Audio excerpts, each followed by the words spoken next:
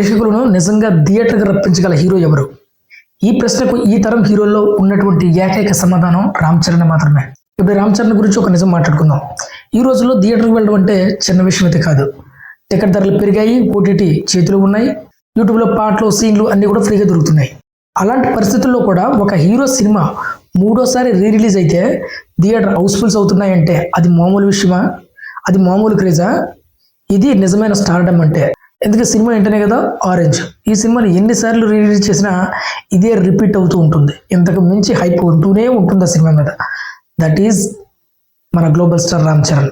ఇంకా ఆశ్చర్యం ఏంటంటే ఆ మూడో రిలీజ్ కలెక్షన్స్ ఇతర టైర్ 1 హీరోల మొదటి రిలీజ్ల కంటే కూడా చాలా ఎక్కువ.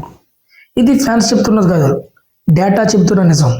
ఒక హీరో కోసం ఒక్కసారి కాదు, 2 సార్లు కాదు, 3 సార్లు పైసలు పెట్టి సమయం పెట్టి మళ్ళీ థియేటర్కి వెళ్ళగలిగే అభిమానులు ఉన్నారంటే అది ఒక్క రామ్ చరణ్కి మాత్రమే సాధ్యం. సరే, కొంతమంది అంటారు పాటల కోసమని. సరే, పాటల కోసం అయితే యూట్యూబ్ ఉంది, టీవీ ఉంది, ఓటీటీ కూడా ఉంది. మరి థియేటర్కి ఎందుకు వెళ్తారు?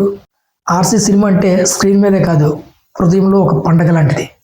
ఈ కాలంలో ఇంత మాస్ ఫ్యాన్ ఫాలోయింగ్, ఇంత గ్రౌండ్ లెవెల్ క్రేజ్, ఇంత రాయల్ ఫ్యాన్ బేస్ ఇంకెవ్వరికీ లేదు. ఇది ట్రెండు కాదు, అలాగని హైపు కాదు, ఇది ఒక స్థిరమైన స్టార్డమ్. అందుకే పీకే కాదు, ఎంబీ కాదు, ఆర్సీ మాత్రమే అని చెప్పేది.